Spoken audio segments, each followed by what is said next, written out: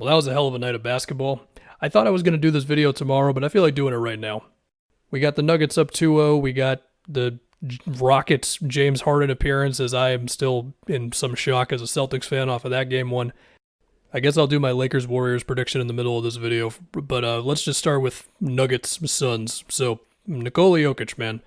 Similar to game one, the coverage on him was like, we're not going to bring a whole lot of extra attention on you. We're going to help when it makes sense, when you're in the post and all that. For the most part, we are not going to go with hard doubles. We are going to dare you to make shots, and he made shots, man. I mean, between pick and pops, post-ups. I mean, there was that late third quarter sequence where it's like they trapped, I think it was Murray, that goes right into a Jokic pick and pop. Then, Booker makes a tough three over Jeff Green, and then Jokic has a turnaround jumper on the elbow over, I want to say it was Biyombo. We had multiple floaters, versus drop coverage. We had a couple of missed floaters late there against a drop, but for the most part, he made those. We had offensive rebounds. Like, there was one thing where he, created an open look for someone. I don't remember. It might have been Bruce Brown or something. And then Bruce Brown misses the top of the key three. It might not have been Bruce Brown again. And then he just grabs the offensive rebound and puts it back up. Like, okay, man, just go be the best player in the game by far. Why don't you? And just the craftiness in the post and the whole thing, man. I mean, look, you could say, well, it's a bad strategy because Jokic got all these points. I mean, defensively, Phoenix, against the other guys, their physicality off ball and just their fighting around actions, especially on Jamal Murray earlier, it felt like at least earlier they were higher up on Murray screens, at least a little bit, or it might have just been like a Kogi doing a better job fighting around the action or whatever. But with Jokic's shot making and just enough big plays on offense for the Nuggets, that one KCP pull-up three on the left wing, what the hell was that? He just dropped it in like he was, Devin Booker just shooting a pull-up three. That KCP catch-and-shoot corner three where, his defender was kind of close to him. He just made it anyway. The one in the corner where, it's a classic Jokic-Murray two-man game. And, Jock Landale was high up on the screen. Murray, he kind of drags him to the wing just enough to where Landale's got to commit to him. Jokic on the roll, they collapse. KCP open three. That's a classic Nuggets sort of sequence there. And eventually you got at least one Jamal Murray pull-up mid-range that I remember in that fourth quarter. But also there was the other side of this thing where the Nuggets defensively were also awesome. And, through two games, the Nuggets defense has been really good. In the first game with Jokic high up on KD and Book screens, I felt like the Suns were not able to generate enough threes or shots at the rim with that.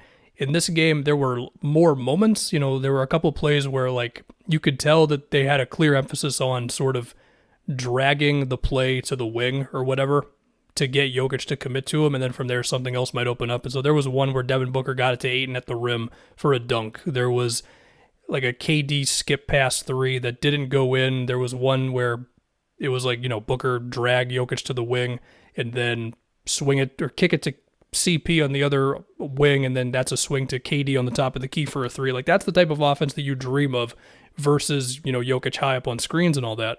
And CP did have himself a couple of pull-up mid-rangers versus the drop, but then CP, of course, went down with the, groin tightness, and hopefully he's all good for game three.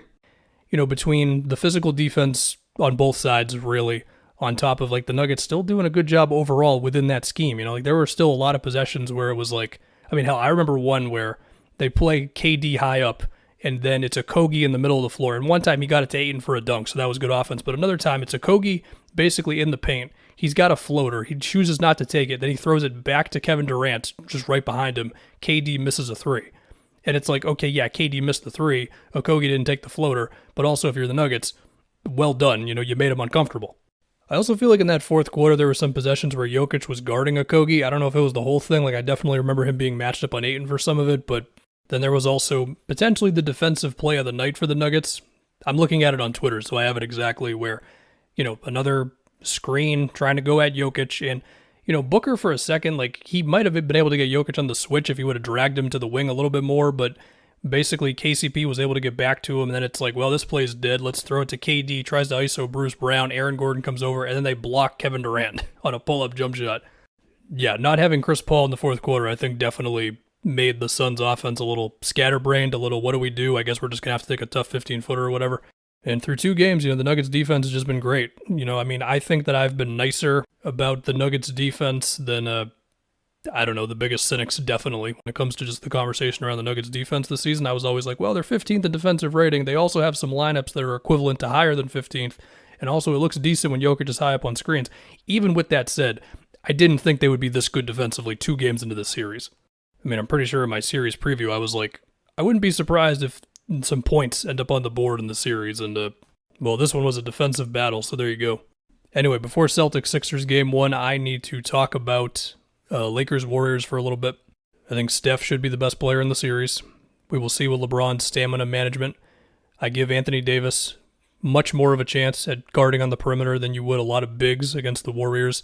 I think the Lakers defense also could be good enough to wall off the basket in a way that could be really tough for the Warriors to score inside, which was a problem for them early in the Kings series. They figured it out by the midway point and especially by the end there.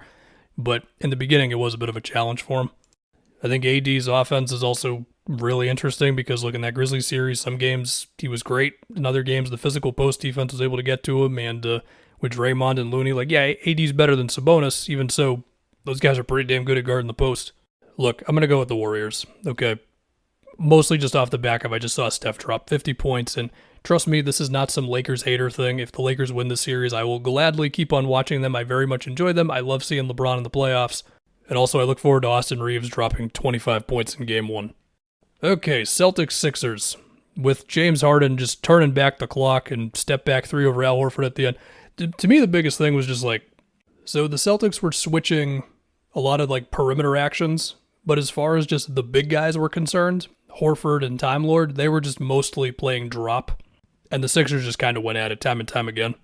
Well, definitely Harden was. I mean, some of them were just pull-up threes, where it's Rob Will is back, Horford's back, whatever. And maybe Marcus Smart or Derek White or Jaylen Brown or Grant Williams or whoever did an okay enough job at getting back to Harden, but still that daylight was initially created because it wasn't just the immediate switch, Again, Horford did switch on that last one where Harden made that crazy step-back 3. But also there were a number of mid-rangers for Harden, whether they were pull-ups or, again, the drop is there, so there's a little bit of a runway. Defender gets back to him, and then from there it's like a paint, fadeaway, free throw line, fadeaway, whatever. And, that's an ode to Harden for being willing to add that shot back into his game after, it just basically disappeared for a long time. There were a couple of possessions where he just beats Grant Williams in a one-on-one when it wasn't as much going at a dropping big. Maxey did his thing against the drop a bit, some pull-ups, some floaters, all that. The behind-the-head pass to that Tobias 3 where Horford was like, oh crap, I got to turn around. That was something. We had 5 DeAnthony Melton 3s, with my favorite being one where he was acting like he was going to screen for Harden, then he just kept on going, and then Paul Reed comes from the opposite angle to screen for Harden, and so the Celtics are kind of like, what's going on? And then Melton's open for a 3 on the pass from Harden. As for adjustments, well, look, you could be higher up on screens, you could try doubling, you could try switch and then double. I mean, they did try some pre-switching stuff to sort of get Horford away from the action, but the Sixers were able to draw him in a few times there anyway. I mean, in theory, one thing you could do is just put Horford on PJ Tucker and be like, okay, you want to put him in here? We're just going to dare PJ Tucker to do something in the middle. That's a possibility. That would not fix all of your problems. And there were some possessions where I remember Horford being on PJ Tucker, but we'll see. And hey, look, to be fair, there was that one late where Horford switched and Harden made the step-back 3 over him. There was another one where Horford switched onto Tobias, and Tobias, while Kevin Harlan was doing the does he know meme from Twitter, eventually was able to beat him for a layup as the shot clock was winding down. As far as how I feel just as a pure Celtics fan, I feel like crap. What do you mean, man? They should have won this game going away. Joel Embiid's not playing. James Harden dropped damn near 50 points on him.